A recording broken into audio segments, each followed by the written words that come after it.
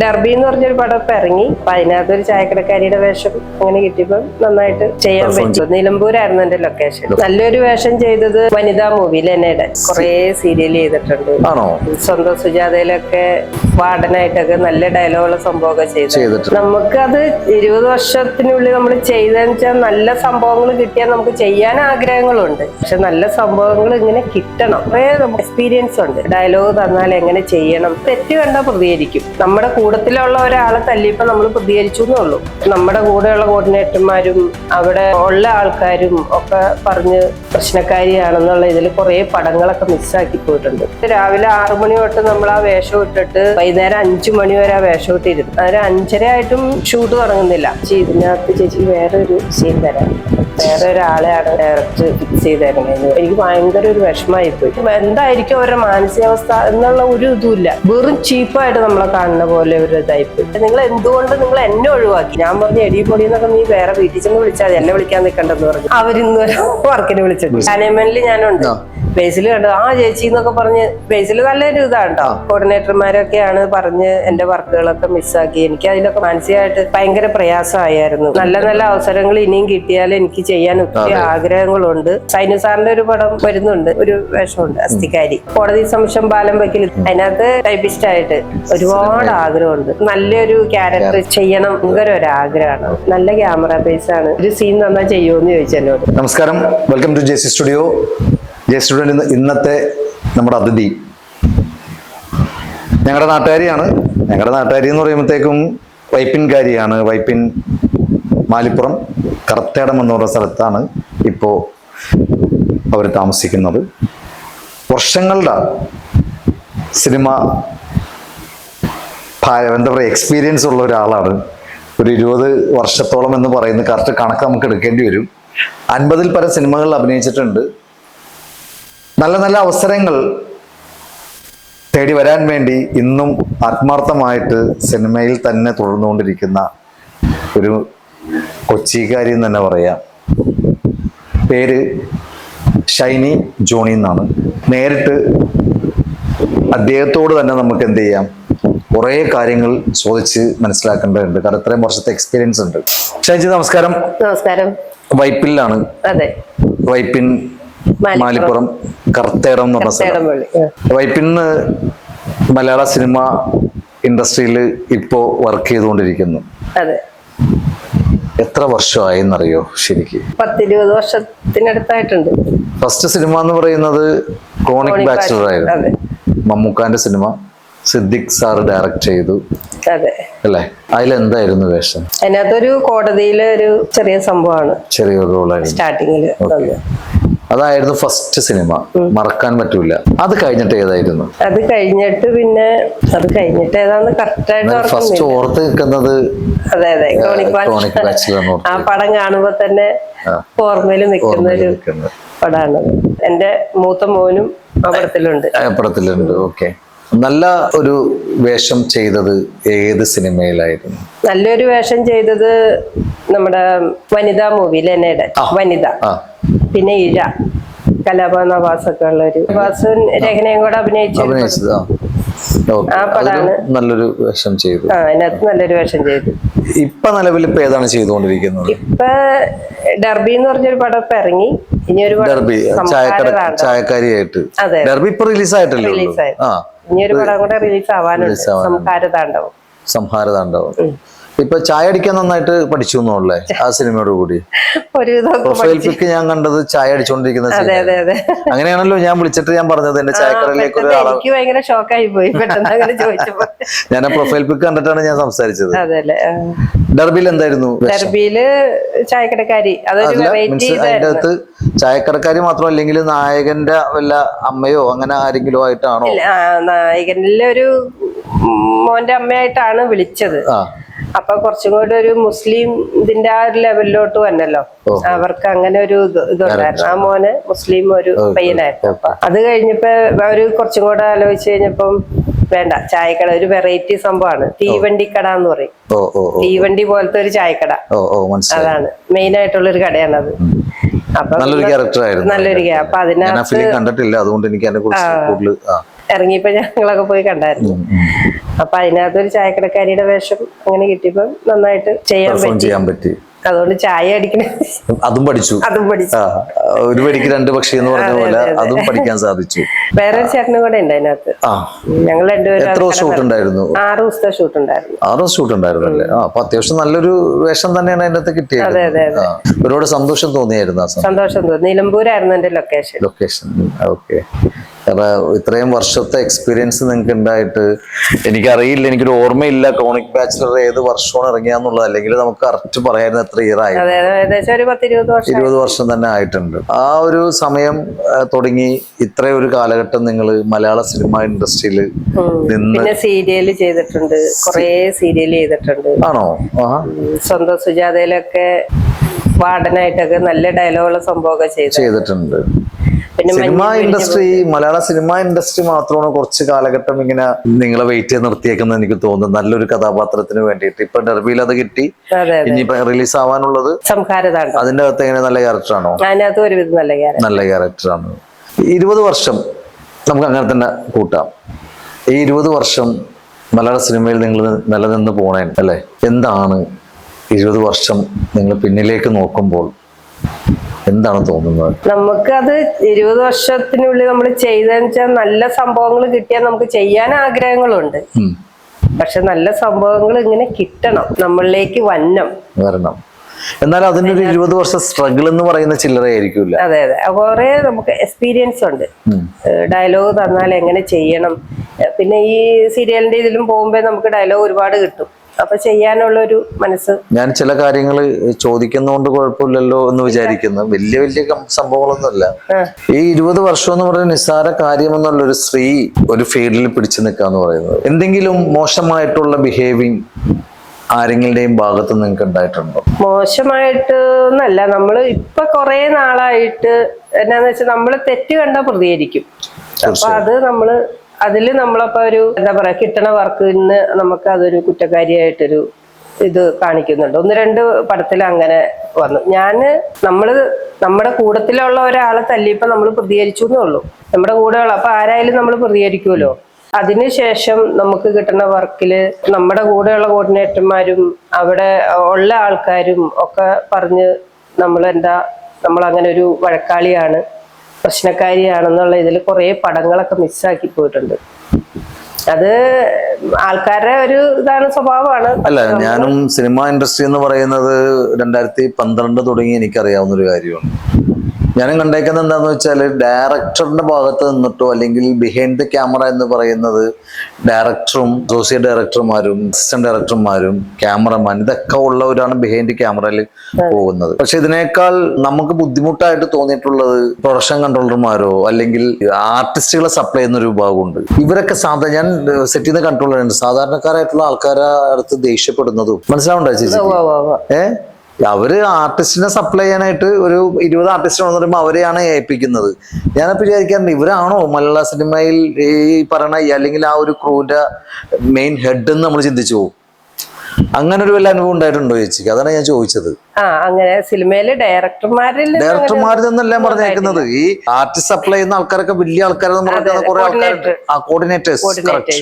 അങ്ങനെ അവരിൽ നിന്ന് എനിക്ക് അതാണ് ഞാൻ ഈ പറഞ്ഞു വന്നത്. എനിക്ക് തോന്നിയത് അവരാണ് നമ്മളെ ചവിട്ടി താത്തത്. മനസ്സിലായി. പ്രതികരിക്കണേന് നമ്മളെ പിന്നെയുള്ള പടത്തിൽ അവര് വിളിക്കൂല. അതിന് നമ്മള് വഴക്കാളിയാന്നുള്ള ഒരു ഞാൻ വേണമെങ്കിൽ 2-3 പേരെടുത്ത് പറഞ്ഞാൽ ചിലപ്പോ അവരൊക്കെ തന്നെ ആയിരിക്കുള്ളൂ. ഞാൻ പറയുന്നില്ല അത്, കാരണം നമ്മൾ ആരെയും പേരെടുത്ത് പറയേണ്ട കാര്യമില്ലല്ലോ. അങ്ങനെ ഒരു അനുഭവം ചേച്ചിക്ക് ഉണ്ടായിട്ടുണ്ട്. ആ അനുഭവം എന്ന് പറയുന്നത് അത് ഒരു സിനിമയിൽ നിന്നല്ല, കുറെ സിനിമയിലേക്ക് അത് പിന്നെ വ്യാപിച്ചു, അവസരങ്ങൾ നിഷേധിക്കപ്പെട്ടു. 2-3 പടത്തിലൊക്കെ എനിക്ക് അങ്ങനെ ഒരു അവസരങ്ങൾ നിഷേധിക്കപ്പെട്ടു. ജഡ്ജിയായിട്ടൊക്കെ വിളിച്ച് നമ്മുടെ ജഡ്ജിയുടെ ആ ഒരു ലെവലിലോ ആ ഒരു ഇതിലേക്ക് നമ്മൾ കേറി, കോർട്ടിന്റെ അതിലോട്ട് കേറി ഇരുന്നില്ലെന്നേ ഉള്ളൂ, കേറി നിന്നു. രാവിലെ 6 മണി തൊട്ട് നമ്മൾ ആ വേഷം ഇട്ടിട്ട് വൈകുന്നേരം 5 മണി വരെ ആ വേഷം ഇട്ടിരുന്നു. കറുത്ത ഗൗണൊക്കെ ഇട്ടിരിക്കുന്ന കാര്യം. അതെ, അപ്പൊ ഒരു ജീവിതത്തിൽ ആദ്യമായിട്ടാണ് അങ്ങനെ ഒരു എന്തായാലും കുറച്ചു നേരം ജഡ്ജി ആവാൻ സാധിച്ചു. അപ്പൊ അത് അങ്ങനെ ഒരു ആഗ്രഹം, അത് വല്ലാത്തൊരു ആഗ്രഹമായിരുന്നു. അപ്പൊ അങ്ങനെ ഇട്ട് ഞാൻ നിന്ന് ഒരു 5:30 ആയിട്ടും ഷൂട്ട് തുടങ്ങുന്നില്ല. ഒരു 6 മണിയായപ്പോഴേക്കും ഷൂട്ട് തുടങ്ങി കഴിഞ്ഞപ്പോഴേക്കും തുടങ്ങാനായിട്ട് ഡയറക്ടർ അപ്പോഴാണ് വന്നിട്ട്, ഡയറക്ടർ വന്ന് നിന്ന് കഴിഞ്ഞപ്പോഴേക്കും നോക്കി കഴിഞ്ഞപ്പോഴേക്കും ജഡ്ജിയുടെ കസേരയുടെ അടുത്ത് നമ്മളാണല്ലോ വന്ന് നിൽക്കണേ. അപ്പൊ എന്താണ് അവരോട് അസോസിയേറ്റിനോട് ചോദിച്ചിട്ട് എന്തൊക്കെയോ പറയുന്നുണ്ട്, എനിക്കത് ക്ലിയർ ആവുന്നില്ല. പക്ഷെ എന്നാലും എന്റെ മനസ്സിൽ തോന്നണ കാര്യം എന്നെ മാറ്റും, അവർക്കത് ഇതാക്കിയിട്ടില്ല, എന്നെ മാറ്റും എന്നുള്ള ഒരു ഇതാണ് ചിന്ത വന്നു. അപ്പൊ എന്റെ മനസ്സിൽ അങ്ങനെ തോന്നണേ കേട്ടോ. അത് കഴിഞ്ഞിട്ട് പിന്നെ കുറച്ചു നേരം കഴിഞ്ഞപ്പോഴേക്കും ഇവര് സംസാരിച്ച് കഴിഞ്ഞിട്ടേക്ക് അസോസിയേറ്റ് ഒരു പയ്യൻ വന്നിട്ട് ചേച്ചി ഒന്ന് വന്നേന്നും പറഞ്ഞ് ഞാൻ വിളിച്ചു. അപ്പൊ പറഞ്ഞു ചേച്ചി ഇതിനകത്ത് ചേച്ചിക്ക് വേറൊരു സീൻ തരാം, വേറെ ഒരാളെയാണ് ഡയറക്ടർ ഫിക്സ് ചെയ്തേക്കണേന്ന് പറഞ്ഞു. ഡയറക്ടർ ആ സമയത്താണ് ഒറിജിനൽ ഒരു വക്കീലിനെ കൊണ്ടുവന്നിട്ടാണ് ജഡ്ജി ആക്കാൻ പോണേ. ആ ഒരു അവസ്ഥയിലുള്ളൊരു മാനസികാവസ്ഥ ഉണ്ടല്ലോ, അവിടെന്ന് ഇരുന്നില്ലെന്നേ ഉള്ളു, ആ ചേമ്പറിൽ കയറി നിൽക്കുവാണ്. അവിടെ നിന്ന് ഇറങ്ങി വരിക എന്ന് പറഞ്ഞാണ്ടല്ലോ, എന്നെ സത്യം പറഞ്ഞാണ്ടല്ലോ എനിക്ക് എന്താന്നുള്ള, എനിക്ക് ഇതുപോലൊരു അനുഭവം എനിക്ക് ഉണ്ടായിട്ടില്ല. എനിക്ക് ഭയങ്കര ഒരു വിഷമമായിപ്പോയി. അങ്ങനെ ഒരു മാനസികാവസ്ഥ എനിക്ക് ഉണ്ടായിട്ടുണ്ട്. ഭയങ്കര സങ്കടവും എന്തൊക്കെയാ എൻ്റെ മനസ്സിൽ തോന്നുന്നത് എനിക്കറിയില്ല. കുറേ നേരം ഇരുന്ന് കരഞ്ഞു. അത് കഴിഞ്ഞിട്ട് കോട്ടൂരാൻ ഇവർ പറഞ്ഞിട്ട് എനിക്ക് പറ്റുന്നില്ല ഊരാൻ, കൂട്ടൂരാൻ പറ്റില്ല. ഞാൻ ചോദിച്ചേ, ഞാൻ അത് കഴിഞ്ഞിട്ട് മനസ്സിനെ ഒന്ന് കൺട്രോൾ ചെയ്തിട്ട് ഞാൻ ഒരു ലേഡി വന്ന് എടി, അപ്പൊ ചേച്ചി ഒന്നും തോന്നില്ലേ ചേച്ചി, എനിക്ക് ആ വിഷമം മനസ്സിലാവുന്നുണ്ട്. ഞാൻ പറഞ്ഞു മോളെ ഇത്രയും നേരം ഇട്ടിട്ട് ഈ ഒരു അവസ്ഥയിൽ എന്നെ ഇങ്ങനെ മാറ്റാന്ന് പറഞ്ഞാൽ എനിക്കത് ഓർക്കുമ്പോൾ ഇപ്പോഴും എനിക്ക് സങ്കടം തോന്നുന്നുണ്ട്. എന്നിട്ട് അതിൽ ഞാൻ നന്നായിട്ട് പ്രതികരിച്ചു. കാരണം എന്താണെന്ന് വെച്ചാൽ ഇത് അത്രയും നേരം ഇരുത്തിയിട്ട് എന്തുകൊണ്ട് രാവിലെ 6 മണിക്കാ കോട്ടിട്ടാന്നുള്ള ഓർമ്മയാണ്. അപ്പൊ അത്രയും നേരം ഇരുത്തിയിട്ട് ഇവരൊന്നും കണ്ടില്ലേ, ഈ ഡയറക്ടർ ഒന്നും കാണാൻ പറ്റില്ല. ഒരു ബഹളി പിടിച്ച ഒരു ഡയറക്ടറാണ്, അതിന്റെ പേര് എനിക്ക് കറക്റ്റ് അറിയില്ല. അനുരാഗെന്നോ അങ്ങനെ എന്തോ ആണെന്ന് തോന്നണു. എന്നിട്ട് വന്നിട്ട് അയാൾക്ക് ഒരു ചഞ്ചലിപ്പും ഇല്ല, എന്തായിരിക്കും അവരുടെ മാനസികാവസ്ഥ എന്നുള്ള ഒരു ഇതും ഇല്ല. വെറും ചീപ്പായിട്ട് നമ്മളെ കാണുന്ന പോലെ ഒരു ഇതായിപ്പോയി. അത് കണ്ടപ്പോ എനിക്ക് എന്റെ സങ്കടം ഞാൻ മാറ്റി വെച്ചിട്ട് എനിക്ക് ദേഷ്യം വന്നു. പിന്നെ അയാളുടെ ആ കാട്ടായം കണ്ടു കഴിഞ്ഞപ്പോ ഏത് മനുഷ്യനാണെങ്കിലും പറയില്ല ചേച്ചി എന്നെ മാതിരിയാണ്, ഒന്ന് സഹകരിക്കണം കേട്ടോ ഒന്ന് പറയും. അത് ഏതാളാണെങ്കിലും പറയൂലേ. അതെല്ലാം നല്ല രീതിയിൽ നിൽക്കുന്ന പിള്ളേർ, എല്ലാവരോടും നല്ല രീതിക്ക് നിൽക്കണ അസോസിയേറ്റ് ആ പിള്ളേരെല്ലാവരും അവങ്ങളെല്ലാം വന്ന് സംസാരിച്ചു. അത് ഇയാള് മാത്രം വന്നിട്ട് ഇങ്ങനെ ഭയങ്കര ഒരു നമ്മളോടൊരു ദേഷ്യഭാവത്തിലാണ് ഇയാള് ഇത്രയും നിർത്തിയിട്ട്. അപ്പൊ എനിക്ക് വാശിയായി. ഞാനപ്പ എന്റെ ദേഷ്യം ഞാനും അവിടെ പ്രതികരിച്ചു. കോട്ട് ഊരൂലെന്ന് ഞാൻ പറഞ്ഞു. ഇത്രയും നേരം നിർത്തിയതിന്റെ റീസൺ പറയാൻ പറഞ്ഞു. ഇത്രയും നേരം നിർത്തിയിട്ട് ഇപ്പൊ കൊണ്ടുവന്നപ്പോ ഡയറക്ടറുടെ ഭാഗത്തുനിന്ന് ഒരാളെ കൊണ്ടുവന്ന് നിർത്തിയിട്ട് നമ്മളോട് ദൂരാൻ പറഞ്ഞു. എന്താണ് അതിന്റെ ഇത്? എനിക്ക് ഇതിനകത്ത് അഭിനയിക്കണ്ട, ഞാൻ ഊരി തരാം, എനിക്ക് എന്റെ പേയ്മെന്റ് ഇപ്പൊ തന്നെ കിട്ടണം, ഞാൻ വേറെ സീനിലും ഞാൻ നിൽക്കുന്നില്ല, എനിക്ക് പോകണമെന്ന് പറഞ്ഞു. അയ്യോ ചേച്ചി അങ്ങനെ പോകാൻ പറ്റുമെന്നില്ല, അങ്ങനെ പൈസ തരാനൊന്നും പറ്റുമെന്ന്. ഞാൻ പറഞ്ഞു എന്തുകൊണ്ട് പൈസ തരാൻ പറ്റില്ല, ഇത്രയും നേരം നിർത്തി എൻ്റെ ഒരു മാനസികാവസ്ഥ, മാനസികമായിട്ടും ശാരീരികമായിട്ടും എനിക്ക് ഭയങ്കര വിഷമം തട്ടിയ ഒരു ദിവസമാണിത്. അതുകൊണ്ട് ഇനി എനിക്ക് സീനിൽ നിൽക്കാൻ പറ്റൂല. ഈ വേഷം തന്നില്ല, എനിക്ക് നിങ്ങളുടെ വേഷം ഇനി വേണ്ട. അത് ഞാൻ പറഞ്ഞതിൽ തെറ്റൊന്നും ഇല്ലല്ലോ. ആ ഒരു വേഷം വേണ്ട എനിക്ക്, ഇനി വേറെ ഒരു വേഷം വേണ്ട. ഇനി ഇതായിട്ട് ഇരുന്നിട്ട് ഞാൻ വക്കീലായിട്ട് ഇരിക്കണേൽ അർത്ഥമില്ല, എനിക്ക് ഇരിക്കാൻ പറ്റില്ല. അത് അത്ര മാനസികമായിട്ട് വിഷമിച്ചു. അപ്പൊ അത് കാരണം എനിക്ക് വേണ്ട, എന്റെ പൈസ തന്നേരാ, ഞാൻ പോയിക്കോളാം എന്ന് പറഞ്ഞു. പൈസ തന്നില്ല അവര്. അത് ഭയങ്കര ഒരു സീനായി. ഇവര് തന്നില്ല. അപ്പൊ എനിക്ക് അന്നേരത്തെ എന്റെ വാശി ഞാനും എടുത്തു. അവിടെ തന്നില്ല. ഫിദയാണ് അവിടുത്തെ കോർഡിനേറ്റർ. ഇവര് വിളിച്ചിട്ട് പൈസ അങ്ങനെ തരാൻ പറ്റൂല ചേച്ചി എന്ന് പറഞ്ഞു. ഞാൻ പൈസ തരാൻ പറ്റില്ല, കോട്ട് ഊരില്ലെന്ന് ഞാൻ പറഞ്ഞു. ഈ കോട്ട് ഊരൂല എന്ന് പറഞ്ഞു. അങ്ങനെ വാശിക്കിരുന്ന് ഡയറക്ടർ വന്നിട്ട് എന്താ പ്രശ്നം എന്ന് ഒരു വാക്ക് വന്ന് ചോദിച്ചില്ലല്ലോ, എന്താന്നുള്ളത് ചോദിച്ചില്ല. അയാളവിടെ കിടന്നുകൊണ്ട് ഭയങ്കര ഒച്ചെടുക്കുന്നുണ്ട്. എന്താന്നുള്ളത് നമ്മളോട് വന്നിട്ട് ഒരു വാക്ക് സംസാരിച്ചില്ലല്ലോ. അപ്പൊ ഇത് ഞാൻ ഊരില്ല, എന്റെ പൈസ തന്നേരം, എനിക്ക് നിങ്ങളുടെ സീനിഞ്ഞ് വേണ്ട, പൈസ തന്നേരം ഞാൻ പോയിക്കോളാം എന്ന് പറഞ്ഞു. അത് പറഞ്ഞ് അങ്ങനെ അപ്പൊ കൺട്രോളർ വന്ന്, എക്സിക്യൂട്ടീവ് ആരൊക്കെയോ വന്ന്. അപ്പൊ ചേച്ചി അങ്ങനെ പൈസ ഒന്നും തരാൻ പറ്റില്ല, ചേച്ചിക്ക് അടുത്ത സീനിൽ നിൽക്കാം എന്ന് പറഞ്ഞു. ഇവര് ചുമ്മാ ഇതിങ്ങനെ കൂളായിട്ടേ നമ്മളൊരു താത്തന രീതിയിൽ അങ്ങനെ സംസാരിച്ചു. ഞാൻ പറഞ്ഞു കോട്ട് ഇത് ഞാൻ ഊരണമെങ്കിൽ അപ്പൊ ഷൂട്ട് നിർത്തി വെച്ചു. ഈ കോട്ടില്ലാതെ വാർത്തയൊക്കെ ഇടാൻ പറ്റൂലല്ലോ, ഇത് ഊരി കൊടുത്താലേ ഇടാൻ പറ്റുള്ളൂ. പിന്നെ പറ്റില്ല എന്ന് പറഞ്ഞപ്പോ ഇവരെന്ത് ചെയ്തു, ഞാൻ പറഞ്ഞു പ്രൊഡ്യൂസറിനെ വിളിക്ക്, ഞാൻ സംസാരിക്കാം, ഡയറക്ടർക്കല്ലേ വന്ന് സംസാരിക്കാൻ ബുദ്ധിമുട്ടുള്ളൂ, പ്രൊഡ്യൂസറെ വിളിക്ക് സംസാരിക്കാന്ന് പറഞ്ഞു. അങ്ങനെയൊന്നും പ്രൊഡ്യൂസറെ വരുത്താൻ പറ്റുമൊന്നുമില്ല എന്ന് പറഞ്ഞു. ഞാൻ പറഞ്ഞു വരുത്താൻ പറ്റില്ല, നിങ്ങൾ എന്താന്ന് വെച്ചാൽ ചെയ്യും, എന്റെ പൈസ തന്നേരെ, നിങ്ങളോട് ഞാൻ 10,000 ഒന്നുമല്ലല്ലോ ചോദിക്കുന്നേ. അവരാകെ തന്നെ അന്നേരം 2,000 രൂപ കണ്ടാ പറഞ്ഞേക്കണേ. അപ്പൊ അത് തന്നാ മതി, നിങ്ങൾ തന്നേരെ, ഞാൻ പോയിക്കോളാം, എനിക്ക് നിങ്ങളുടെ സീൻ വേണ്ട. ഇവര് പൈസ തരുമല്ലോ എന്ത് ചെയ്താ. അപ്പൊ എനിക്ക് വാശിയല്ലേ. അത് കഴിഞ്ഞിട്ട് ഇവര് പറഞ്ഞ് അപ്പൊ രണ്ടുപേരും വന്നോണ്ട് ഒച്ചയെടുത്ത്. ഞാൻ പറഞ്ഞു ഒച്ചയെടുത്തൊന്നും ഒരു കാര്യമില്ലെന്ന് പറഞ്ഞു. എന്നാ ഞാൻ വിളിക്കേണ്ടവരെ ഞാൻ വിളിക്കാം, പ്രൊഡ്യൂസർ തന്നെ വരട്ടെ എന്ന് പറഞ്ഞു. ഞാൻ പറഞ്ഞു വരട്ടെ എന്ന് പറഞ്ഞു. അപ്പൊ എന്റെ കൂടെ ഉണ്ടായിരുന്ന എന്റെ സഹപ്രവർത്തകർ പറഞ്ഞു ഷൈനി ഇത് വാശി തന്നെ ഇരുന്നാൽ മതി, അങ്ങനെ ഊരി കൊടുക്കാൻ നിൽക്കണ്ട, അവര് വരട്ടെ സംസാരിച്ചിട്ട് മതി, എന്നാലും ഇത്രത്തോളം മനസ്സ് വിഷമിപ്പിച്ചല്ലേ എന്ന് പറഞ്ഞു. ശരി. ഒരു 10 മിനിറ്റ് കഴിഞ്ഞപ്പോ പോലീസ് ജീപ്പാ വന്നേ. പോലീസ് ജീപ്പ് വന്നു. പോലീസ് ജീപ്പ് വന്നപ്പോഴേക്കും ഞാനവിടെ തന്നെ ഇരുന്നു കസേരയില്. അപ്പൊ ഇവര് സംസാരിച്ചിട്ട് വന്നു കഴിഞ്ഞപ്പോഴേക്കും പറഞ്ഞ് എന്താ പ്രശ്നം എന്ന് പറഞ്ഞാൽ നമ്മൾ സാറേ ഇന്നമാരിയാണ്, എനിക്ക് കോട്ട് ഊരി കൊടുക്കണതിന് യാതൊരു ബുദ്ധിമുട്ടുമില്ല, എന്റെ പൈസ തന്നപ്പോ ഇവരുടെ വേറെ സീൻ എനിക്ക് വേണ്ട, എന്നെ ഈ വെളുപ്പിന് തൊട്ട് ഈ കോട്ട് ഇടിയിച്ച് ഈ 6 മണി വരെ ഇരുത്തിയതാണ് സാറേ, ഇത്രയും നേരം ഈ കോട്ട് ഊരാതെ ഞാൻ ഇരുന്ന ആളാണ്, എന്നിട്ട് എന്റെ ഈ സീനിൽ നിന്ന് എന്നെ മാറ്റിയെന്ന് പറഞ്ഞു. അപ്പൊ എനിക്ക് എന്റെ മാനസികാവസ്ഥ. അപ്പൊ ഞാൻ പറഞ്ഞു എനിക്ക് ഇനി വക്കീലായിട്ട് വേണ്ട, ജഡ്ജിയായിട്ട് കിട്ടിയില്ല, വക്കീലായിട്ട് എനിക്ക് നിൽക്കാൻ താല്പര്യം, എന്റെ പൈസ ഞാൻ പോയിക്കോളാന്ന് പറഞ്ഞു. ഇവര് പൈസയും തരൂല. പിന്നെ ഇതിൽ എന്ത് ന്യായം സാറേ എന്ന് ചോദിച്ചു. എന്താണ് നിങ്ങൾ പൈസ കൊടുക്കാത്തതെന്ന് പറഞ്ഞു. അല്ല സാറേ അങ്ങനെ കണക്ക് നോക്കാതെ ഒന്നും പൈസ കൊടുക്കാൻ പറ്റില്ല എന്ന് പറഞ്ഞു. അപ്പൊ ഞാൻ ചോദിച്ചു എനിക്ക് പൈസ എന്നാ ഞാൻ പോകോളാം, വേറെ സീനിൽ ഇയാൾ ചോദിച്ചു വേറെ സീനിൽ ചെയ്യണ്ടോന്ന് ചോദിച്ചു എസ് ഐ. ഞാൻ പറഞ്ഞു എനിക്ക് വേറെ സീൻ വേണ്ട സാറേ, പൈസ തന്നതെന്ന് പറഞ്ഞു. എന്നാൽ ശരി ഞാൻ പൈസക്കുള്ള ഏർപ്പാട് ചെയ്യാം, കോട്ട് ഊരിക്കോളാൻ പറഞ്ഞു. അപ്പൊ ഞാൻ ഊരി കൊടുത്തു. എന്നിട്ട് അയാളോട് അവിടെ ചെന്നിട്ട് സംസാരിച്ചു കഴിഞ്ഞാൽ പറഞ്ഞു ആ പേയ്മെന്റ് എന്താന്ന് വെച്ചാൽ കൊടുത്തുവിട്, വെറുതെ നിങ്ങൾ എന്താണ് ഇത്ര നേരമായിട്ട് കളിപ്പിച്ചിട്ട് വെറുതെ ഇതാക്കണമെന്ന് എന്നും പറഞ്ഞ് എനിക്ക് 2000 രൂപ പേയ്മെന്റ് എഴുതി മേടിക്കണം എന്ന് പറഞ്ഞു. അത് കഴിഞ്ഞിട്ട് ഞാൻ പറഞ്ഞു സാറേ എനിക്കൊരു കണ്ടീഷനുണ്ട്, ഇവരിനി ഒരു പ്രശ്നം ഉണ്ടാവില്ല, ഇനി വേറൊരു സെറ്റിൽ ഇവര് വേറെ പ്രശ്നം ഇങ്ങനെയാണെന്നും പറഞ്ഞ് ഇനി ഇതിൽ നിന്നൊരു പ്രശ്നം ഉണ്ടാവില്ല എന്നും പറഞ്ഞ് എനിക്ക് ഇവരിൽ നിന്ന് എഴുതി മേടിക്കണം എന്ന് പറഞ്ഞു. ഇവരോട് എഴുതി തരാൻ പറഞ്ഞു. അങ്ങനെ അസോസിയേറ്റ് ഒരാൾ വന്നിട്ട് അങ്ങനെ എഴുതി, ഇനി ഒരു പ്രശ്നമില്ല, ഇതിൽ നിന്ന് തീർന്നെന്നും പറഞ്ഞു. അങ്ങനെ എഴുതി തന്ന് ആ പൈസ മേടിച്ച്. എന്നിട്ട് ഞാൻ പറഞ്ഞു സാറേ ഇവിടുന്ന് ഈ ലൊക്കേഷനിൽ നിന്ന് ജംഗ്ഷനിലേക്ക് ഒരു 3 കിലോമീറ്റർ ഉണ്ട്, എനിക്ക് പോകാൻ അറിയില്ല, ഇവരുടെ വണ്ടിക്കാണ് എന്നെ കൊണ്ടുവന്ന്, ചാലക്കുടിയിൽ നിന്ന് കുറച്ച് ഉള്ളിലോട്ട് കയറുമ്പോഴാണ്. അപ്പൊ എന്നെ അവിടെ ബസ് സ്റ്റോപ്പിൽ എന്നെ ആക്കിയും കൂടെ തന്നെന്ന് പറഞ്ഞു. അപ്പൊ എസ് ഐ പറഞ്ഞോടോ വണ്ടിക്ക് കൊണ്ട് ആക്കി കൊടുക്ക്. അപ്പൊ ഞാനോട് ചോദിച്ചു അല്ലെങ്കിൽ ഞാൻ ആക്കി തന്നാ മതി ഞങ്ങളുടെ വണ്ടിയിൽ. ഞാൻ പറഞ്ഞു പോലീസ് ജീപ്പിൽ എനിക്ക് കയറണ്ട സാറേ എന്ന് പറഞ്ഞു. അല്ലെങ്കിൽ പിന്നെ ആൾക്കാർ തെറ്റിദ്ധരിക്കില്ല എന്നെ പിടിച്ചോണ്ട് പോണേ. അപ്പൊ നമ്മളും അവിടെ അറിഞ്ഞു വേണല്ലോ ചെയ്യാൻ. പോലീസ് ജീപ്പ് വേണ്ട സാറേ, ഇവർക്ക് വണ്ടി ഉണ്ടല്ലോ, ഇവര് കൊണ്ടുവന്ന വണ്ടി തന്നെ എന്നെ ആക്കി തന്നാൽ മതി, ഇവർക്ക് ഇഷ്ടംപോലെ വണ്ടി ഉണ്ടല്ലോ, ബസ് സ്റ്റോപ്പിലൊന്നും ആക്കി തരാൻ പറഞ്ഞു. അപ്പൊ അങ്ങനെ ആക്കിയും തന്ന ആള് പോലീസ് വന്നാൽ എനിക്ക് ഗുണം ചെയ്തു, അത് ആക്കിയും തന്ന് ഞാൻ എന്റെ വഴിക്ക് പോരുകയും ചെയ്തു. അങ്ങനെയൊക്കെ നമ്മൾ പ്രതികരിച്ചിട്ടുണ്ട്. അല്ല ചില കാര്യങ്ങൾ നമ്മൾ പ്രതികരിച്ചേ പറ്റൂ, അത് പ്രതികരണം ഒരുപക്ഷെ നല്ലതാണെന്നാണ് ഞാൻ വിശ്വസിക്കുന്ന ആളാണ്. പിന്നെ ഗുരുവായൂർ അമ്പലനടയില് ഒരു പ്രശ്നം ഉണ്ടായി. ഗുരുവായൂർ അമ്പലനട പൃഥ്വിരാജിന്റെ പടത്തില്.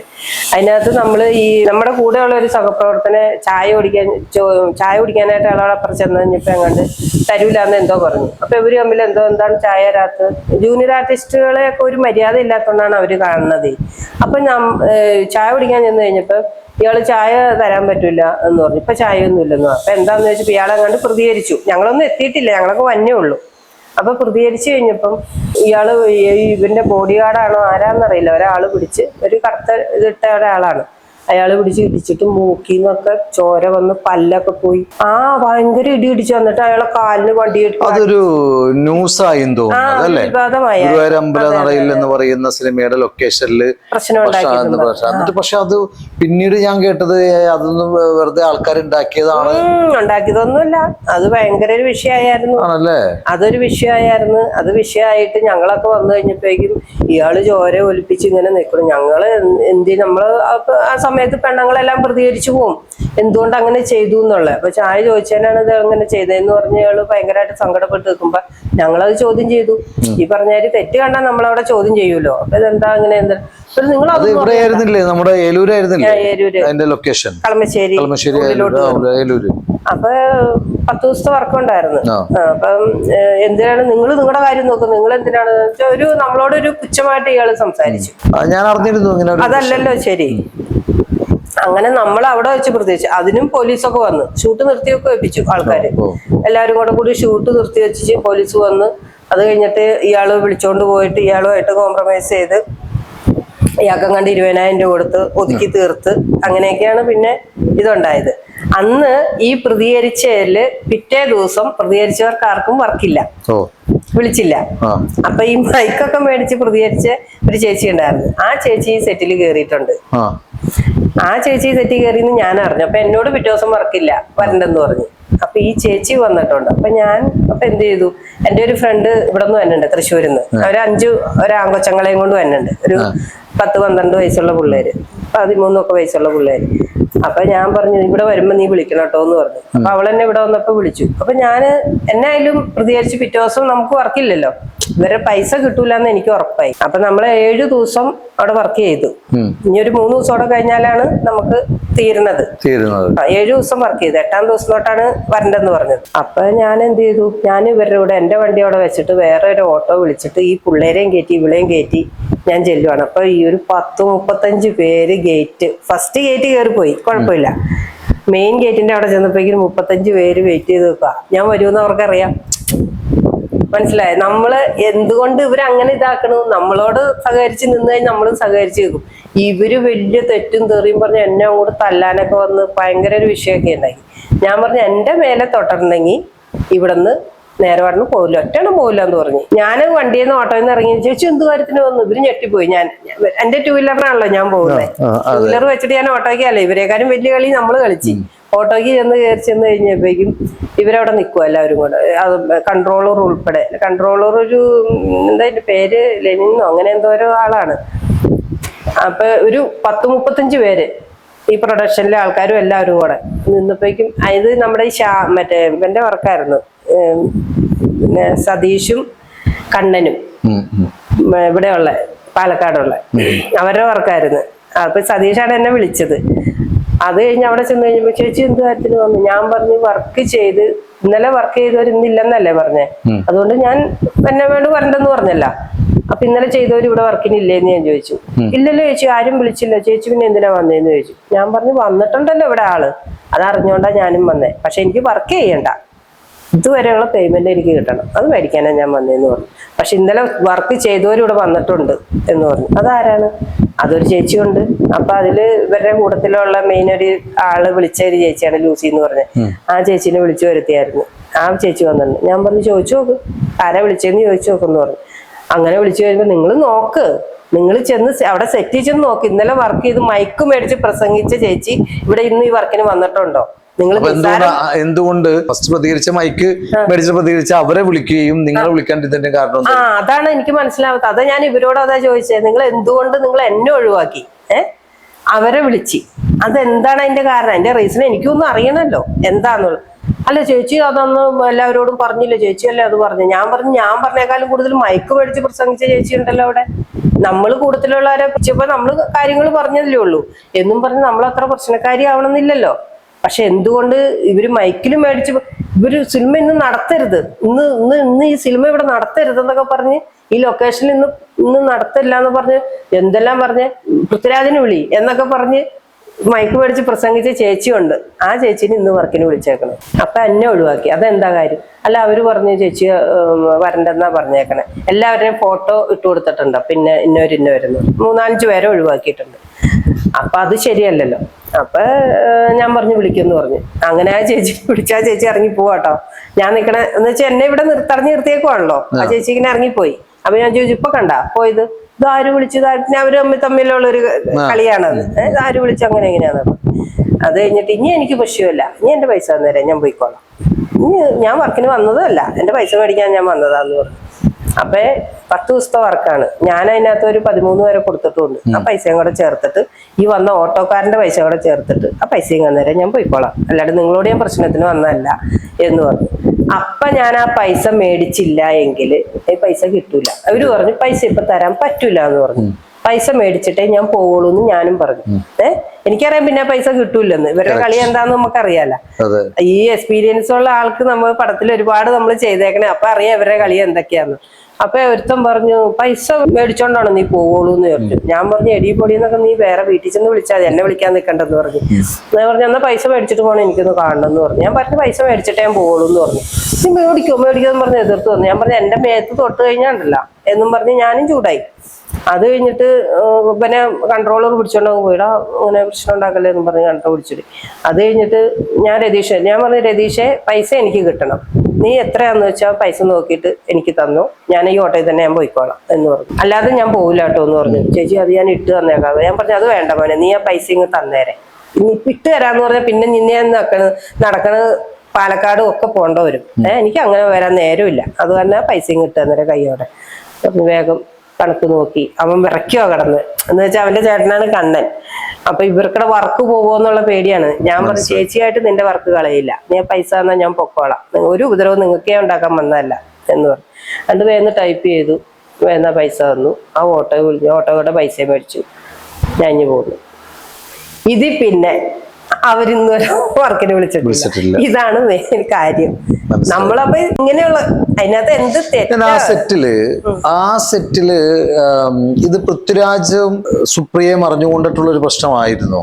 അവര് പിന്നീട് പറഞ്ഞത് ഭക്ഷണം ഞങ്ങൾ അങ്ങനെ ഭക്ഷണം കൊടുക്കാതിരുന്നിട്ടൊന്നുമില്ല, അതവിടെ ഭക്ഷണം കൊടുക്കാതിരുന്നത്, ഭക്ഷണം ഇല്ല, ഭക്ഷണം ഇല്ല, ബാത്റൂമിൽ പോവാനുള്ള സൗകര്യം ഇല്ല. അയ്യോ ഈ കറുത്ത കോട്ടിട്ടവന്മാര് എന്തൂരോന്നറിയാം, ചുമ്മാ മല്ലന്മാര് എന്തിനും വേണ്ടി നടക്കണവന്മാരായിട്ടാണ് അവിടെ എന്തോരം ആൾക്കാരെ എന്നറിയാം പരിഹസിക്കലും ആട്ടിലും. ഒന്ന് ബാത്റൂമിൽ പോകാൻ പോലും അവിടെ ആണുങ്ങൾ ക്യൂ ആണ്, അവിടെ നിൽക്കുവാണ്. നമുക്ക് പെണ്ണുങ്ങൾക്ക് അവിടെ പോകാൻ പറ്റൂല ബാത്റൂമിൽ പോകാൻ. ഞാൻ പലവട്ടം ചോദിച്ചു, എന്താണ് നിങ്ങൾ ഇവിടെ നിൽക്കേണ്ട കാര്യം, എന്താണ് നിങ്ങൾ ഇവിടെ നിൽക്കേണ്ടത്, ഇത് പെണ്ണുങ്ങൾ പോണ ബാത്റൂം അല്ലേ, നിങ്ങൾക്ക് അപ്പുറയല്ലേ ഉള്ളത്. അല്ല ഞങ്ങൾ ബോഡി ഗാർഡന്മാരാണ്, ഞങ്ങൾക്ക് ഇവിടെ നിന്നേ പറ്റുള്ളൂ. അത് കഴിഞ്ഞിട്ട് ആർക്കെങ്കിലും ഒന്ന് പ്രായമുള്ളവരൊക്കെ ഉണ്ടല്ലോ, അവർക്കൊക്കെ ഒന്ന് ഇത്തിരി വെള്ളം കുടിക്കാനോ ഒന്ന് ബാത്റൂമിൽ പോകാനോ ഒക്കെ പോണേനാ പകുതി ഇവിടെ എത്തുമ്പോഴേക്കും ഉമ്മാരെ ഓടിക്കുകയാണ്. ഇപ്പൊ ഒന്നും പോകാൻ പറ്റില്ല പോന്നും പറഞ്ഞു. എന്തായിരുന്നു അതിന്റെ കാരണം? അത് ആർക്കു വേണ്ടി ഇത്ര ഹൈ സെക്യൂരിറ്റി അവിടെ ഒരു ഷൂട്ടിംഗ് ലൊക്കേഷനില്? ഇവര് ഈ മലയാളത്തില് ഈ നടന്മാർ ഇവിടെ മമ്മൂക്കയോ ലാലേട്ടനോ അല്ലെങ്കിൽ പോയാൽ പോലും അവര് പിന്നെ അത്ര ഹൈ സെക്യൂരിറ്റിയിൽ ഈ അമ്പലനടയിൽ എന്ന് പറയുന്ന ഗുരുവായൂർ അമ്പലനട എന്നുള്ള സിനിമ ആ സമയത്ത് ഇത്രയും വിവാദമായ ഒരു സിനിമ, വിവാദമായെന്ന് വെച്ചിട്ടുണ്ടെങ്കിൽ ഷൂട്ടിംഗ് ലൊക്കേഷനിൽ ഭയങ്കര പ്രശ്നമാണെന്നൊക്കെ പറഞ്ഞ് പേപ്പറിലും ന്യൂസിലൊക്കെ പറഞ്ഞുകൊണ്ടിരുന്ന ഒരു സിനിമയായിരുന്നു ആ സമയത്ത്. അപ്പൊ അത് എന്തിനാർക്ക് വേണ്ടിയിട്ടാണ് ഇത്രയും ഒരു ഹൈ സെക്യൂരിറ്റി കൊടുക്കേണ്ടത്? മലയാള സിനിമ ഇൻഡസ്ട്രിക്കായിട്ട് ആരാണ്, അല്ലെങ്കിൽ ഇവിടെ ഞാൻ ഏത് ഇൻഡസ്ട്രി ആണെങ്കിലും ആരെങ്കിലും പോയിട്ട് എന്തെങ്കിലും ബുദ്ധിമുട്ടുണ്ടാക്കുന്നുണ്ടോ? പാവപ്പെട്ട ആരെങ്കിലും പോയിട്ട് ഒരു അവസരം ചോദിക്കുമായിരിക്കും, എനിക്കൊരു അവസരം തരുമോ അഭിനയിക്കാനായിട്ട്? അത് ഡയറക്ടർമാരോട് ചോദിക്കാൻ പറ്റില്ല, അവർ ചിലപ്പോ കാണാൻ പോലും കിട്ടൂല. അല്ലെങ്കിൽ എന്താണ് കൂടെ നിന്നിട്ടൊരു സെൽഫി എടുത്തിട്ട്, ഇപ്പോഴത്തെ പിള്ളേരാണ് ഈ പറയും ഒരു ആർട്ടിസ്റ്റിനെ കണ്ടാൽ അതും ഈ ആർട്ടിസ്റ്റിനോട്ട് കാണാനും പറ്റില്ല. ഇപ്പൊ നിങ്ങൾ ഉണ്ടായിരുന്നു, നിങ്ങളുടെ സിനിമയിൽ അഭിനയിച്ച ബേസിലാണെങ്കിലും അല്ലെങ്കിൽ പൃഥ്വിരാജ് ആണെങ്കിലും അല്ലെങ്കിൽ അതിനകത്ത് അഭിനയിച്ച നടിമാരാണെങ്കിലും ഇവരെ കൂടെ നിങ്ങൾക്ക് പോലും ചിലപ്പോ ഒരു സെൽഫി എടുക്കാൻ പറ്റിയിട്ടുണ്ടാവില്ല. ബേസിലിനെ കണ്ടിട്ടുണ്ട്, ബേസിലിനെ കണ്ടിട്ട് ജാനമനിൽ ഞാനുണ്ട്, ബേസിൽ കണ്ടു ആ ചേച്ചി എന്നൊക്കെ പറഞ്ഞ് ബേസിൽ നല്ലൊരു ഇതാണ് കേട്ടോ അന്നവിടെ കണ്ടിട്ട്. ഡൗൺ ടു എർത്ത് ആയിട്ടുള്ള ഒരുപാട് ആർട്ടിസ്റ്റുകളുണ്ട്. ഞാൻ എല്ലാവരും എല്ലാം പറയുന്നത് ഈ ജാടയും ഇതൊക്കെ കാണിച്ചെടുക്കുന്നത് എന്തിനാണെന്ന് മറ്റുള്ള കുറെ ആൾക്കാർ ഇത് ആര് ഇത് അവരറിഞ്ഞുകൊണ്ടിട്ടാണോ, അതാ ഞാൻ ചോദിച്ചത്, അവരറിഞ്ഞുകൊണ്ടിട്ടാണോ അല്ലെങ്കിൽ പ്രൊഡക്ഷൻ സൈഡിലാണ് ഇങ്ങനെ കൂടുതൽ സെക്യൂരിറ്റികൾ എന്തിനാന്ന് എനിക്ക് മനസ്സിലാവുന്നില്ല. അല്ല അത് പുള്ളിനൊന്നും കുറ്റം പറയാൻ പറ്റില്ല, കാരണം അദ്ദേഹത്തിനെ കാര്യം തട്ടിക്കൊണ്ട് പോയാലോ ചിലപ്പോ അതുകൊണ്ടായിരിക്കാം, നമുക്കിപ്പോ അങ്ങനെയല്ലേ പറയാൻ പറ്റുള്ളൂ. അദ്ദേഹത്തിനെ കാര്യം തട്ടിക്കൊണ്ട് പോയാലോ എന്നുള്ളൊരു പേടി കൊണ്ടായിരിക്കാം. പക്ഷെ അദ്ദേഹത്തിന്റെ അമ്മേനെ ഞങ്ങൾ ഒരു മാസം മുമ്പ് ഞങ്ങൾ കണ്ടിട്ടുണ്ടായിരുന്നു. അവരൊറ്റക്ക് ഒരു സിനിമ കാണാൻ വേണ്ടി തിയേറ്ററിൽ വന്നിട്ടുണ്ടായിരുന്നു. ഒരു പാവം, നമുക്ക് അത്രയും പറയാനുള്ളൂ. മല്ലിക ചേച്ചി അവരൊരു മൂലക്ക് ഇരുന്ന സിനിമ കാണുന്നു. സിനിമ കണ്ട് ഞങ്ങൾ ഷെയ്ക്കാനും കൊടുത്തു, സംസാരിച്ച് നന്നായിട്ട് അവർ ചെയ്യുകയും ചെയ്തു. പ്രകമ്പനം എന്ന് പറഞ്ഞ സിനിമയിൽ അവർ ആ ക്യാരക്ടറിന് വളരെ നന്നായിട്ട് ചെയ്തു. അത് ഞങ്ങൾ സംസാരിച്ചു. നമുക്ക് അവര് ഈ പേപ്പറിൽ മാധ്യമങ്ങളിലൊക്കെ പറയുന്ന പോലത്തെ ഒരു ജാടത്തരം നമുക്ക് അറിയില്ല. പക്ഷെ ഇപ്പൊ ചേച്ചി പറയുമ്പോ ഈ സിനിമയുടെ ലൊക്കേഷനിലൊക്കെ ഇത്രയും ഹൈ സെക്യൂരിറ്റി, പിന്നെ ചില ആൾക്കാർക്ക് എന്തെങ്കിലും പണി വേണ്ടേ? ജീവിച്ചിരിക്കുന്ന ഇറച്ചിക്കട എന്നാണ് ഞങ്ങൾ ഇറച്ചി കഷ്ണം എന്നാ പറയുന്നത്. ഇവരെയൊക്കെ എങ്ങനെ ഈ കുറെ മസിലും, ഞാനും ജിം കളിക്കുന്ന ഞാൻ അതിന്റെ മുകളിൽ സെറ്റ് ചെയ്തിട്ടുണ്ട്, ഞാനില്ലെന്ന് പറയില്ല, പക്ഷെ നമ്മൾ തമാശക്ക് പറയും. അപ്പൊ അവർക്കൊക്കെ എന്തെങ്കിലും പണി കാശ് കിട്ടണ്ടേ? അവർക്ക് പണി കൊടുത്തേ ഇരിക്കാം ചിലപ്പോ, അതായിരിക്കും ഇത്രയും. ഞാൻ പറയുന്നത് മലയാള സിനിമ എന്ന് പറയുന്നത് പണ്ട് തുടങ്ങി, മലയാള സിനിമ ഇൻഡസ്ട്രി ആണ് ഞാൻ പറയുന്നത്, പണ്ട് തുടങ്ങിയ ഒരു വിഭജനം ഉണ്ടായിരുന്നു. ആർട്ടിസ്റ്റിന് കൊടുക്കുന്ന ഫുഡ് വേറെ, ജൂനിയർ ആർട്ടിസ്റ്റിന് കൊടുക്കുന്ന ഫുഡ് വേറെ. പക്ഷെ അതില്ലാണ്ട് കണ്ടേക്കുന്ന കുറച്ച് ആളുകളുണ്ട്. ഇപ്പൊ മണിയമ്പിള്ള രാജു സാറിന്റെ ഒക്കെ സെറ്റിൽ എല്ലാവർക്കും ഒരേ തുല്യമായിട്ടുള്ള ഇത് ഞാൻ കേട്ടിട്ടുള്ളതാണ്. അദ്ദേഹത്തിന്റെ സെറ്റിൽ എനിക്ക് വർക്ക് ചെയ്യാനുള്ള ഒരു അവസരം കിട്ടിയിട്ടില്ല. തുല്യമായിട്ടുള്ള ഒരു ഇതാണ് കൊടുക്കുന്നത്, നല്ല ഭക്ഷണം. ശരിയാണോ എന്ന് എനിക്കറിയില്ല കേട്ടോ, ഞാൻ പറഞ്ഞത്. അതുപോലെ വേറെ 1-2 പേരൊക്കെ എനിക്കറിയാവുന്നുണ്ട്. ശരിയാണ്, തരംതിരിവ് കാണിക്കുന്നത്. ഞാൻ 1-2 പേര്, ഞാനും എന്റെ ഫ്രണ്ട്സുകൂടെ ചോദിച്ചിട്ടുണ്ട്, ഇവിടെ ഭക്ഷണം ഇല്ല, കറിയില്ല. കറി നമ്മൾ അവിടെ ചെന്നിട്ട് ഇത്തിരി കറി എടുക്കുമ്പോ അവര് പറഞ്ഞു അയ്യോ ഇവിടെ നിന്നില്ല, അവിടെ നിങ്ങൾക്കുള്ള അവിടെ ഉണ്ട്. ഞാൻ പറഞ്ഞു എന്റെ മുന്നേറ്റ് അവിടെ കറി ഇല്ലല്ലോ, പിന്നെ എങ്ങനെ അവിടെ നിന്ന് എടുക്കും? അല്ല ഇവിടെ അത് പറ്റൂല എന്ന് ഞാൻ പറഞ്ഞു. ഇങ്ങനെ തരംതിരിവ് കാണിക്കില്ല കേട്ടോ ചേട്ടാ എന്ന് ഞാൻ പറഞ്ഞു. അല്ല അത് ഉണ്ട്, ഞാനതാ പറഞ്ഞു വന്നത്. രണ്ട് തരത്തില് രണ്ട് തരത്തിൽ കളിക്കുന്ന ഒരു ഇതാണ്. രണ്ട് തരത്തിലാണ് അവര് കാണിക്കുന്നത്. അപ്പൊ ഈ രണ്ട് അനുഭവങ്ങൾ ഇപ്പൊ ചേച്ചി പറഞ്ഞു. അതെ അതെ അതെ, അടുത്തൊരു അനുഭവം കൂടി ഉണ്ടല്ലോ, 2-3 അനുഭവം കൂടി വേറെ ഉണ്ട്, അതും കൂടി ഒന്ന് ഷെയർ ചെയ്യും. വേറെ അല്ല, ഇതാണ് എനിക്ക് എന്റെ മനസ്സിൽ തട്ടിയത്. പിന്നീട് വർക്ക് എല്ലാം ഇവരൊക്കെ പറഞ്ഞേ, ഇവരൊക്കെ മോശമായിട്ടുള്ള ഇത് വരുമ്പോൾ ഏറ്റവും ഇത് പറഞ്ഞ് എന്റെ കുറെ വർക്കുകൾ മിസ്സാക്കി. ഈ ഇവരൊക്കെയാണ്, കോർഡിനേറ്റർമാരൊക്കെയാണ് പറഞ്ഞ് എന്റെ വർക്കുകളൊക്കെ മിസ്സാക്കി. എനിക്ക് അതിലൊക്കെ മാനസികമായിട്ട് ഭയങ്കര പ്രയാസമായിരുന്നു. പിന്നെ ഞാൻ ആരോടും പ്രതികരിക്കാൻ പോയില്ല. നമുക്ക് നമ്മുടെ കാര്യം നോക്കി ഇനി നിന്നാ മതിയല്ലോ എന്ന് വിചാരിച്ചു. പിന്നെ പോയ വർക്കുകളൊക്കെ പോട്ടെ, എന്നാലും ദൈവം ഇപ്പോഴും നമുക്ക് ആരെങ്കിലും ഒക്കെ വിളിച്ച് വർക്ക് തരുന്നുണ്ട്. അതെ, അതിപ്പോ ഇങ്ങനെ പറഞ്ഞു കിടക്കണവരോടൊക്കെ നമ്മൾ പ്രതികരിക്കാൻ പോയാൽ പിന്നെ അതിന് നേരം ഉണ്ടാവുള്ളൂ. നമ്മൾ ദൈവത്തിന് വിട്ടുകൊടുക്കും, അവർക്കുള്ളത് ദൈവം കൊടുത്തോളൂ. അതൊക്കെ അത്രേ ഉള്ളൂ. എന്നാലും വർക്ക് എന്ന് പറയുമ്പോൾ ചേച്ചി, ഇതിന്റെ അകത്ത് നിങ്ങൾ ഒരു ആർട്ടിസ്റ്റ് ആവണമെന്ന് വിചാരിച്ച് നിക്കണേണ്. അപ്പൊ നല്ല നല്ല അവസരങ്ങൾ തേടാനാണ് നിങ്ങൾ ശരിക്കും. നല്ല നല്ല അവസരങ്ങൾ ഇനിയും കിട്ടിയാൽ എനിക്ക് ചെയ്യാൻ ഒത്തിരി ആഗ്രഹങ്ങളുണ്ട്. ചെയ്യണം എന്നുള്ള ഒരു മനസ്സിലൊരു ധൈര്യമുണ്ട്, ചെയ്യാൻ ആഗ്രഹമുണ്ട്. നല്ല നല്ല വർക്കുകൾ കിട്ടണം ചേച്ചി. കാരണം ഇപ്പൊ ചേച്ചി ഇപ്പൊ പറഞ്ഞു വെച്ചിട്ട് നോക്കുകയാണെങ്കിൽ പോകുന്നെല്ലാം കോർഡിനേറ്റേഴ്സ് വഴിയാണ് പോകുന്നത്. നേരിട്ടും വിളിക്കാറുണ്ട്. അല്ലെ, കൂടുതൽ വന്നേക്കുന്നത് കോർഡിനേറ്റേഴ്സ് വഴിയാണ്. പണ്ടൊക്കെ കോർഡിനേറ്റേഴ്സ് വഴിയാ പോയി. അപ്പൊ അങ്ങനെ പോകുമ്പോൾ ഈ പറയുന്ന വെച്ചാൽ നമുക്കൊരു അവഗണന. അവര് ആകെ കിട്ടുന്നത് ഒരു എന്താ പറയാ, അവര് മേടിക്കുന്ന 1500 ആണെങ്കിൽ നിങ്ങൾക്ക് കിട്ടുന്ന 750 രൂപയോ 1000 രൂപയോ അങ്ങനെയൊക്കെയാണ് ഈ കൊടുക്കുന്നത്. അത് ലേഡീസിന് പിന്നെയും കൂടുതൽ കിട്ടുന്നുണ്ട്. ജെന്റ്സിന് കിട്ടുന്നത് 750, 650. ഇപ്പൊ എങ്ങനെയാന്ന് എനിക്കറിയില്ല കേട്ടോ, അങ്ങനെയൊക്കെയാണ് ഞാൻ കേട്ടുള്ളത്. വീണ്ടും അതിലും കുറയ്ക്കണയാണ് എല്ലാവരും. അത് എന്താണെന്ന് മനസ്സിലാവുള്ളൂ. ഇത്രയും ഒരു പണ്ടൊക്കെയാണ് ഈ 500-നൊക്കെ എല്ലാവരും പോയിക്കൊണ്ടിരുന്നത്. ഇപ്പൊ അതിലും കുറച്ചാണ്. പാവപ്പെട്ട അമ്മമാർക്കൊക്കെ 400, 500 ഒക്കെ ഇപ്പോഴും കൊടുത്തോണ്ടിരിക്കണേ. അതൊക്കെ സങ്കടം വരും അതൊക്കെ കേട്ട് കഴിയുമ്പോ. മനസ്സിലായോ? ഇവര് ഈ പൈസ മേടിച്ചിട്ട് ഇവര് കോർഡിനേറ്റർമാര് നന്നാവും, പൈസ അവര് മേടിക്കുന്നുണ്ട്, മേടിക്കുന്നുണ്ട്. പിന്നെ മലയാള സിനിമയുടെ ഒരു ശാപം തന്നെയാണ്. കറക്റ്റ്. ഇപ്പൊ മധുപാൽ സാറ്, മധുപാൽ സാറിനൊക്കെ പ്രത്യേകത വെച്ചാല്, ചേച്ചിക്ക് ഒരു പാസിംഗ് റോൾ ഉണ്ടെങ്കിൽ ചേച്ചിനെ വരെ എടുക്കുന്ന മധുപാൽ സാറാ. അത് അദ്ദേഹം തന്നെ എന്നോട് പറഞ്ഞിട്ടുള്ള കാര്യമാണ്. ഞാൻ വേറൊരാളെ ഡിപ്പെൻഡ് ചെയ്യൂല. കാരണം എനിക്കൊരു പാസിംഗ് റോളിൽ എനിക്ക് ഇത്ര പേര് വേണമെന്നുണ്ടെങ്കിൽ അതുവരെ ഞാൻ ട്രെയിനിങ് ചെയ്യിച്ചിട്ടാണ് എടുക്കുന്നത്. അതെന്താണ് അതിന്റെ ഗുണം? അവർക്ക് കിട്ടുന്ന വേതനം കറക്റ്റായിട്ട് കിട്ടും. നിങ്ങളെയൊക്കെ നിങ്ങളെന്നല്ല, ആളുകളെ ശരിക്ക് കൊന്നു തിന്നുന്ന വിഭാഗം എന്ന് പറയാം. മെയിൻ കോർഡിനേറ്റർമാര് കുറെ സബുകൾ ഇറക്കും. ഉണ്ട്, അവർക്കും ജീവിക്കാൻ. അവരും അവരുടെ വീതം പിടിച്ചിട്ടാണ് മറ്റുള്ളവർക്ക് കൊടുക്കുന്നത്. അതാണ് ഇപ്പോഴത്തെ കളി കളിച്ചു കമ്മീഷനാണ് പോകുന്നത്. പൈസ നിങ്ങൾക്ക് ശരിക്കും പറഞ്ഞാൽ. പിന്നെ എന്നാന്ന് വെച്ചാൽ ആഗ്രഹം, അഭിനയിക്കാനുള്ള ആഗ്രഹം, നമ്മള് കലയോടുള്ള ഒരു ഇത്, അത് വെച്ചിട്ടാണ് ഇപ്പോഴുള്ള ആൾക്കാര്. എന്തോരം അഭിനയിക്കാൻ അറിയാവുന്ന ആൾക്കാരുണ്ടെന്ന് അറിയാമോ? പക്ഷെ പേയ്മെന്റ് കുറവാണെങ്കിൽ ആൾക്കാർ പോണേ എന്തുകൊണ്ടാ? ആ ഒരു അഭിനയിക്കാൻ രക്ഷപ്പെടുമെന്നുള്ളൊരു വിചാരം ഉണ്ട് അതിന്റെ ഇടയിൽ. സത്യം. പുതിയ പ്രൊജക്ട് ഏതാണ് ചേച്ചിക്ക്? പുതിയത് ഇപ്പൊ ഒന്നും എടുത്തിട്ടില്ല, ഒന്നും പുതിയതായിട്ട് കമ്മിറ്റ് ചെയ്തിട്ടില്ല. വല്ല ഡിസ്കഷൻ വല്ലതും അങ്ങനെ വല്ലതും നടന്നിട്ടില്ല? ഒരു 2 മാസത്തിനുള്ളില് നമ്മുടെ സൈനു സാറിന്റെ ഒരു പടം വരുന്നുണ്ട്. വീണ്ടും സൈനു ചാവക്കാടിന്റെ അസ്ഥിക്കാരി എന്ന് പറയുന്ന പുതിയ സിനിമയിൽ അതിലൊരുപാട് അവസരങ്ങൾ ഉണ്ട്. അതിന് രഘുറാമില് നേരത്തെ പരിചയപ്പെട്ടായിരുന്നു ഈ സാറിന്. സാർ എനിക്കൊരു അവസരം അദ്ദേഹത്തിന്റെ വേറെ മൂവിയിലൊന്നും ചെയ്തിട്ടില്ല. ഞാൻ അന്നാണ് ആദ്യമായിട്ട് കാണുന്നത്. ഓ ശരിയാ. അന്നപ്പോ പൂജക്ക് വന്നപ്പോ അന്നപ്പോ ആ പൂജക്ക് ആരെ കെയറോഫിൽ വന്നത്? എന്നെ പൂജക്ക് വിളിച്ചത് നമ്മുടെ അശ്വതി എന്ന് പറഞ്ഞ ഒരു അശ്വതി ചേച്ചിയുടെ ഫ്രണ്ടാണ്. ഓ അത് ശരി. അശ്വതി വന്നിട്ടുണ്ടായിരുന്നു, ഞങ്ങൾ ഇന്റർവ്യൂ കണ്ടില്ലായിരുന്നു. അത് ഭയങ്കര ഞങ്ങൾക്ക് ഭയങ്കര വൈറലായ. പിന്നെ അശ്വതി വന്നിട്ടുണ്ടായിരുന്നു, ആക്ഷൻ ഹീറോ ബിജുല്ല വന്നിട്ടുണ്ടായിരുന്നു. ശശി വന്ന് പോയി. കഴിഞ്ഞ തവണത്തെ ഞങ്ങളുടെ ഷൂട്ടിൽ അശ്വസിച്ചിട്ടുണ്ടായിരുന്നു. ശശി ഇപ്പൊ ഇടക്ക് വിളിക്കാറുണ്ട്.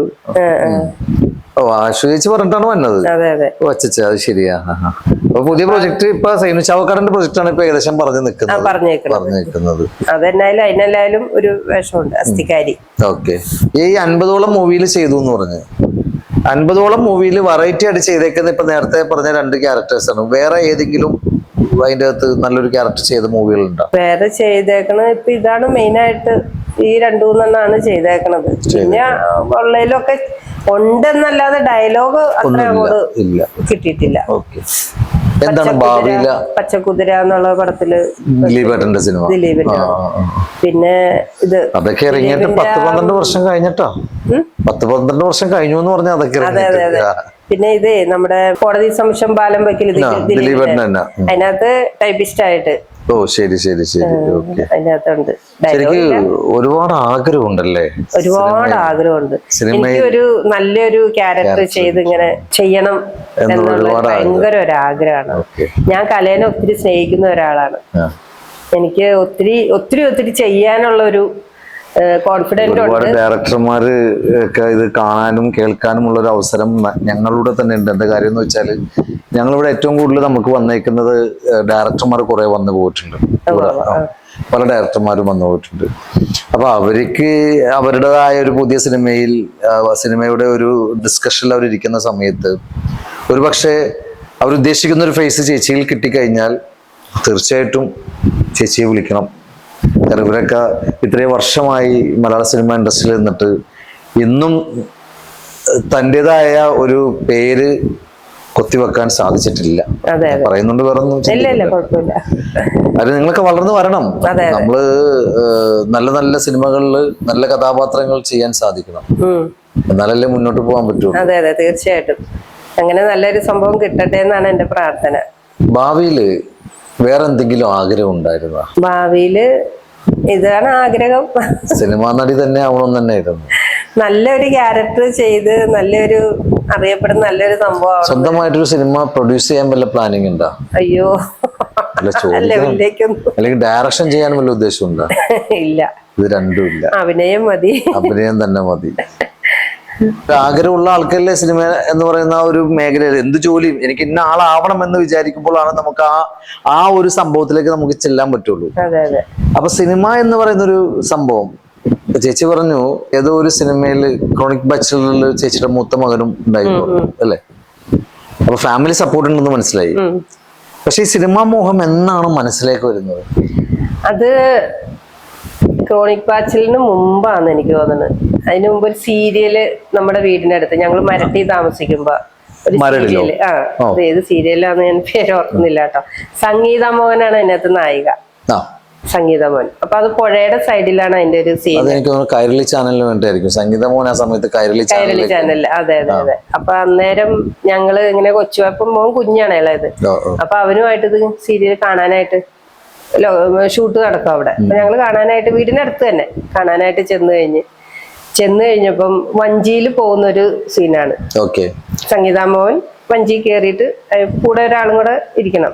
അപ്പൊ ഞാനും കൊച്ചിനെയും പിടിച്ച് ഞങ്ങൾ അയലക്കത്തുള്ള ചേച്ചിമാരൊക്കെ കൂടി ഇങ്ങനെ കാണാനായിട്ട് വന്ന് നിൽക്കുക. അപ്പൊ നിന്ന് കഴിഞ്ഞപ്പോ ഡയറക്ടർ എന്നെ കണ്ടു. ഡയറക്ടർ കണ്ടപ്പോ ഏതോ ഒരു പയ്യനോട് ഇങ്ങനെ താല്പര്യം ഉണ്ടോന്ന് എന്തോ ഇങ്ങനെ ചോദിക്കണേ എന്നെ കുറിച്ചാന്ന് എനിക്ക് മനസ്സിലായി. അപ്പൊ ഇങ്ങനെ ഞങ്ങളിങ്ങനെ നോക്കി നിൽക്കുക. അപ്പൊ നോക്കി നിന്ന് കഴിഞ്ഞപ്പോ ഈ പയ്യൻ വന്നിട്ട്, പയ്യനല്ല ഒരു 10-30 വയസ്സുണ്ട്. അപ്പൊ വന്നിട്ട് എന്നോട് ചോദിച്ചു, ചേച്ചി ഡയറക്ടർ വിളിക്കുന്നുണ്ട് എന്ന് പറഞ്ഞു. അപ്പൊ ഞാൻ ചോദിച്ചു, അയ്യോ എന്നെയോ? ഞാൻ ഇപ്പൊ ഒരു നൈറ്റി ഒക്കെ ഇട്ട് കൊച്ചിനെയും പിടിച്ച് ഇങ്ങനെ കാണാനായിട്ട് വന്നേക്കണല്ലേ. അപ്പൊ ഞാൻ ഇപ്പൊ ചെന്നു കേട്ടോ. ചെന്ന് കഴിഞ്ഞപ്പം നല്ല ക്യാമറ ബേസ് ആണ്, ഒരു സീൻ തന്നാ ചെയ്യുമോന്ന് ചോദിച്ചു എന്നോട്. ഞാൻ പറഞ്ഞു, അയ്യോ സാറേ എനിക്ക് അറിയില്ലല്ലോ, ഞാൻ കാണാൻ വേണ്ടി വന്നാണ് എന്ന് പറഞ്ഞു. അപ്പൊ ഒന്നും ഇല്ല, ഇവരുടെ കൂടെ വഞ്ചിയിലൊന്ന് പോണ സീനാണ്. അപ്പൊ കൊച്ചുണ്ട് എന്ന് പറഞ്ഞു. അവളെ കൊച്ചിനെ പിടിച്ചോ എന്ന് പറഞ്ഞു. അപ്പൊ കുഞ്ഞു കൊച്ചാണല്ലോ, വഞ്ചിയിൽ കൊച്ചിനെ പിടിച്ചിട്ട് ആന്നാ വരാം ഞാൻ അപ്പൊ എനിക്ക് സംഗീതാമോൻ ആദ്യമായിട്ട് കാണുന്ന ഒരു ആർട്ടിസ്റ്റ് ആണല്ലോ, മനസ്സിലായി. അപ്പൊ ഞാൻ അങ്ങനെ ആ നൈറ്റി ഇട്ട വേഷത്തിൽ തന്നെ കേറി ഇരുന്ന് പോണ ഒരു സീന് അവരുടെ ഒപ്പം. നാട്ടുകാരുടെ മുമ്പിൽ നടിയായി അല്ലേ? അപ്പൊ എല്ലാവർക്കും സന്തോഷം അഭിനയിച്ചു. അപ്പൊ അങ്ങനെ തന്നെ പോയി ആ ഒരു സിമ്പിൾ ആയിട്ടുള്ള ഒരു വേഷം, അതിനകത്ത് ഒന്നുമില്ല, മേക്കപ്പില്ല, ഒന്നുമില്ല, ഒരു നാട്ടുകാരി പോണു എന്നുള്ള ഒരു സംഭവം അവരൊക്കെ. അവിടെന്നാണ് തുടക്കം. മോഹം. അത് കഴിഞ്ഞിട്ടാണ് പിന്നെ ഇപ്പൊ പുള്ളി വന്നപ്പോ ഇങ്ങനെ പറഞ്ഞ്, അപ്പൊ ആഗ്രഹം ഉണ്ടെങ്കിൽ നീ പൊക്കോ എന്ന് പറഞ്ഞു. അങ്ങനെ കഴിഞ്ഞാണ്ട് ഈ ക്രോണിക് ബാച്ചിലേക്ക് വിളിച്ചേ. അപ്പൊ ഞാനും മൂത്ത മോനും കൂടെ അങ്ങനെ പോയി. പിന്നെ അവനൊരു ഇതും കൂടെ ചെയ്തിട്ടുണ്ട്, നമ്മുടെ കാലിൽ ചങ്ങലയൊക്കെ കെട്ടി മമ്മൂടി ഡാൻസ് കളിക്കുന്ന തുറുപ്പൂലാലില് മോന് അവനിങ്ങനെ ജഗതി കുറെ സ്വർണ്ണമൊക്കെ ഇട്ടിട്ട് കാറിൽ കിടക്കൂലോ. അപ്പൊ ഈ കുറെ 3-5 പിള്ളേര് വേണം, ഈ പാട്ടാകുപ്പി പറക്കല് പിള്ളേര്. അപ്പൊ അതിലൊരു മോൻ എന്റെയാണ്. അപ്പൊ മമ്മൂട്ടിയുടെ ചെറുപ്പാണ് അവിടെ കാണിക്കുന്നത്. അപ്പൊ ഇങ്ങനെ വന്ന് നോക്കുമ്പോ ഇവനിങ്ങനെ ഒരു ചാക്കും തോളയിലിട്ട് ഇങ്ങനെ വന്ന് 3-5 പിള്ളേര് കീറി ഷർട്ടൊക്കെ ഇട്ട് ഇങ്ങനെ ആ സീനില് ഇങ്ങനെ വന്ന് എത്തി നോക്കണ ഒരു സീനുണ്ട്. അപ്പൊ ഈ മമ്മൂട്ടിയുടെ ചെറുപ്പം വന്ന കൊച്ചാണ് വന്നിട്ട് എന്നാടാ നോക്കണേന്ന് പറഞ്ഞിങ്ങനെ എന്റെ മോനെ പിടിച്ച് തള്ളണത്. അങ്ങനെ അതിനകത്ത് അവനെ അഭിനയിച്ചിട്ടുണ്ട്. അപ്പൊ എന്തായാലും ചേച്ചി ഒരുപാട് സന്തോഷം. കുറച്ചു നേരം ചേച്ചി എന്നാലും കുറച്ചു നേരം ഞങ്ങൾക്ക് വേണ്ടി വെയിറ്റ് ചെയ്തു. ചേച്ചി വരുമ്പോ വേറൊരു ഷൂട്ട് നടന്നുകൊണ്ടിട്ട് ഞാൻ ആക്ച്വലി ഫ്രീ ആയിരുന്നു, പക്ഷെ അത് വേറൊരു സംഭവം ആയതുകൊണ്ടിട്ട് ചേച്ചി ആ സമയത്ത് ഞങ്ങൾക്ക് വേണ്ടി കുറച്ച് വെയിറ്റ് ചെയ്യേണ്ടി വന്നു. വെയിറ്റ് ചെയ്താലും ചേച്ചി ഇപ്പൊ സംസാരിച്ച കുറെ കാര്യങ്ങൾ ഞാൻ ചോദിക്കാൻ ഒരുപാട് കാര്യങ്ങളുണ്ട്, പക്ഷെ നമ്മൾ കൂടുതൽ ചോദിച്ച് ഒരു പ്രോബ്ലത്തിലേക്ക് നമ്മൾ ഉണ്ടാക്കിയിട്ട് ചേച്ചിക്ക് ഇനി അവസരങ്ങൾ ഒരുപാട് തേടി വരേണ്ടതാണ്. അപ്പൊ ചേച്ചിക്ക് നല്ല നല്ല അവസരങ്ങൾ ചേച്ചിക്ക് വരട്ടെ എന്നും ഞങ്ങളും ആശംസിക്കുന്നു. അതുപോലെ തന്നെ മലയാള സിനിമയിൽ നല്ലൊരു ക്യാരക്ടർ, നല്ല അവസരങ്ങൾ ഞാൻ പറഞ്ഞു, അതിന്റെ കൂടെ തന്നെ വീണ്ടും അതേ ഒരു സംഭവം തന്നെ നല്ലൊരു ക്യാരക്ടർ ചെയ്യാൻ ചേച്ചിക്ക് സാധിക്കട്ടെ. കാരണം നിങ്ങൾ 10-20 വർഷത്തിന് മേലെയായി സിനിമ ഇൻഡസ്ട്രിയിൽ നിൽക്കുന്നത്, ഒരുപാട് സീരിയലും ചെയ്തു, സിനിമകൾ ഒരുപാട് ചെയ്തു, ഷോർട്ട് ഫിലിം ഒരുപാട് ചെയ്തു. അപ്പൊ ഇതിലൊക്കെ ചെയ്തെങ്കിൽ പോലും തൻ്റെതായ ഒരു വ്യക്തി മുദ്ര പതിപ്പിക്കാനായിട്ട് ചേച്ചിക്ക് സാധിച്ചിട്ടില്ല. പക്ഷെ ഇപ്പൊ വന്ന ഡർബി എന്ന് പറഞ്ഞ സിനിമയിൽ നല്ലൊരു ക്യാരക്ടറായിരുന്നു. ഇനി വരാനിരിക്കുന്ന സിനിമയിൽ നല്ലൊരു ക്യാരക്ടറാണ്. ഇനി വരുന്ന സിനിമകൾ നല്ല നല്ല ക്യാരക്ടറുകൾ ചെയ്ത് ചേച്ചി മുന്നോട്ട് തന്നെ നല്ല രീതിയിൽ അറിയപ്പെടുന്ന ഒരു കലാകാരിയായിട്ട് പോട്ടെ എന്ന് ജഗദീശ്വരനോട് പ്രാർത്ഥിക്കുന്നു. അതേപോലെ തന്നെ ഞങ്ങളുടെ സ്റ്റുഡിയോയിൽ ചേച്ചി വന്നു. ഞങ്ങളുടെ സ്റ്റുഡിയോനെ കുറിച്ച് ചേച്ചിക്ക് എന്തെങ്കിലും പറയാനുണ്ടെങ്കിൽ ഒത്തിരി ഇഷ്ടമായി. എന്നാലും ഇങ്ങനെ എന്നെ സജ്ജു വിളിച്ചു വന്നതിൽ എനിക്ക് വളരെ സന്തോഷമുണ്ട്. എല്ലാ കാര്യങ്ങളും നമ്മൾ മനസ്സ് തുറന്ന് സംസാരിക്കാൻ പറ്റിയില്ലേ, അത് തന്നെ ഭയങ്കര ഒരു ആഗ്രഹമാണ്. കലേനെ കുറിച്ച് ഭയങ്കര ഒരു ആഗ്രഹമാണ്. ഇനിയും നല്ല നല്ല അവസരങ്ങൾ എനിക്ക് കിട്ടണം എന്ന് ഞാൻ പ്രാർത്ഥിക്കുന്നു. എല്ലാവരും ഇത് കണ്ട് നല്ല അവസരങ്ങൾ തരുവാനായിട്ട് ദൈവം അനുഗ്രഹിക്കട്ടെ പ്രാർത്ഥിക്കുന്നു. Thank you so much. പോകുന്നതിന് മുമ്പ് ഒരു ചായ അടിച്ചെന്നിട്ട് പോയാൽ മതി ഡർബിക്കാരി, കാരണം നല്ല ചായ അടിക്കാൻ പഠിച്ചിട്ടുണ്ട്. അപ്പൊ ചായ അടിച്ചെന്നിട്ട് പോയാൽ മതി. അപ്പൊ ഓക്കെ ചേച്ചി, thank you very much. Okay thank you.